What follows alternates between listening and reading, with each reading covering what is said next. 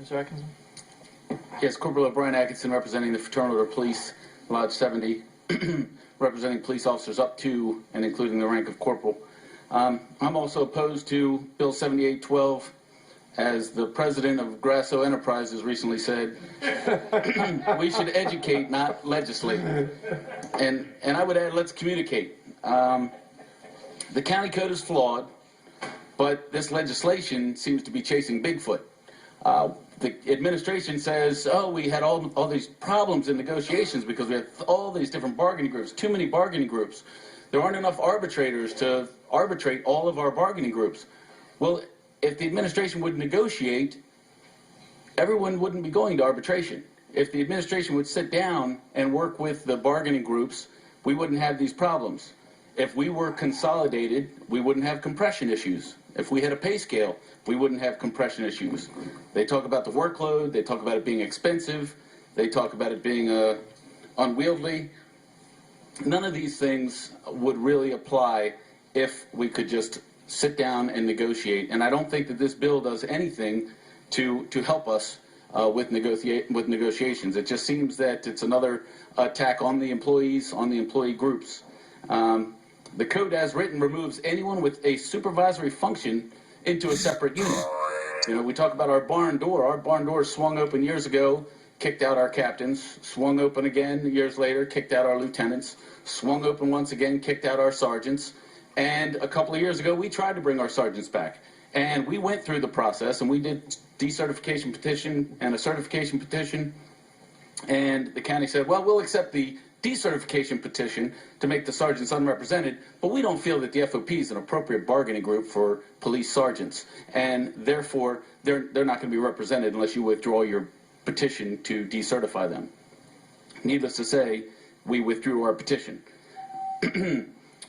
I would say in closing that this is why we have all of these separate groups. It's not because of the employee groups. It's not because of union greed. It's not because of anything other than the administration, this administration and prior administrations forcing employees out of particular bargaining groups that should be representing them.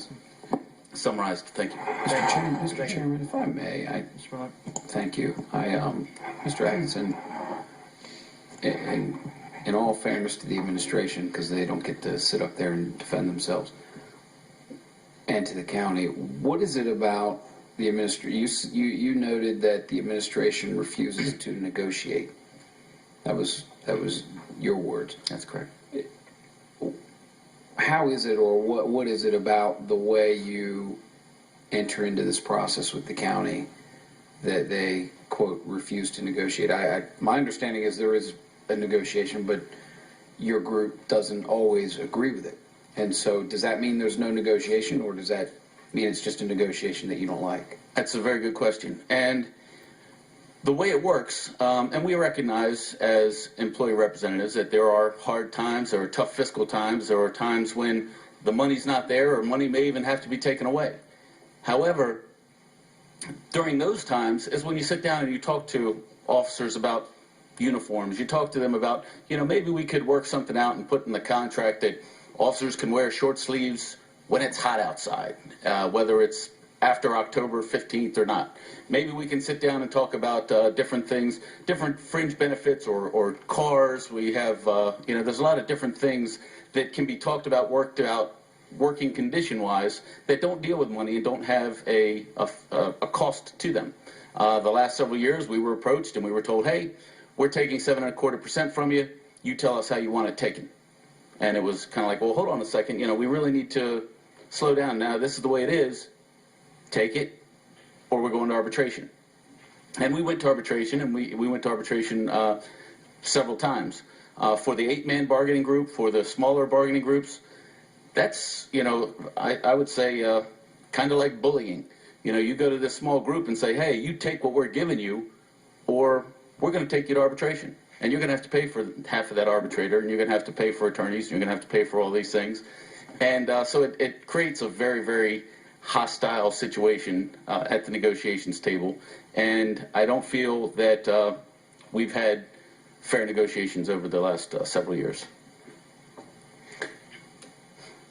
Mr. Chairman, I this is actually a question I don't want to ask, but I'm going to ask it anyway.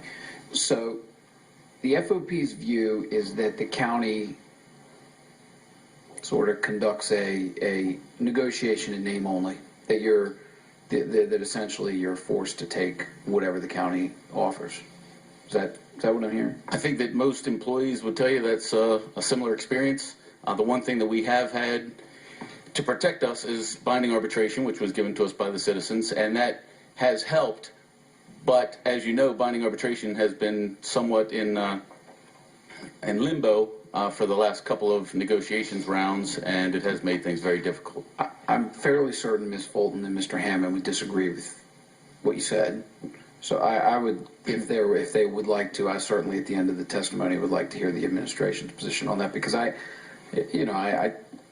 don't necessarily think I think the administration's negotiating. I just don't know if it's the type of negotiation you all like. But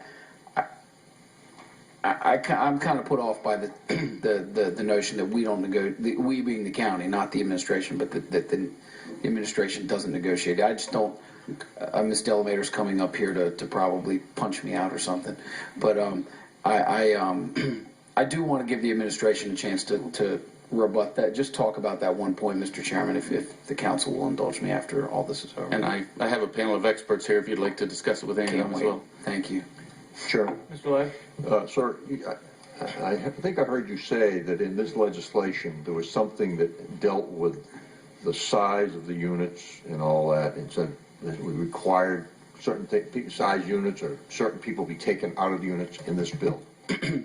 There's nothing. Could you give me a particular paragraph in this bill that we're talking about? Yeah, no. There's nothing in this bill. What I gave was a historical perspective as to but how you're taking testimony now about this particular bill.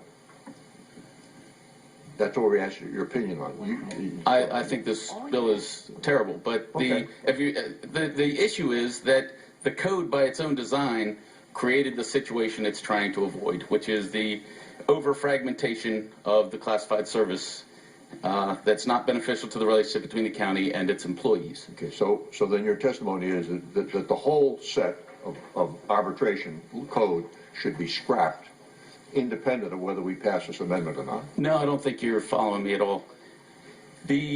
What I'm saying is that this bill does not resolve the issue. The issue is that our county code defines a supervisor as the federal law defines a manager, and they determine that every supervisor is a manager, therefore they strip them from the bargaining groups. Thank you. Mr. Chairman, one more question, please. Mr. Atkinson, I asked the administration a few moments ago about consolidation of unions, and I heard some of your testimony suggest that at least the FOP would be comfortable with consolidating, for example, the sergeants into the FOP. Did I understand you correctly? The last poll we took of our membership, yes, we would be comfortable with that. However, as Mr. Ladd said, the council does not have the authority to consolidate. They have the authority to open up the door so that the bargaining groups can negotiate such a consolidation. It would really be up to the individual bargaining groups, or we would end up in court. Thank you. Thank you, Mr. Chairman. You're welcome. Next speaker is Mr. Edward Bilo.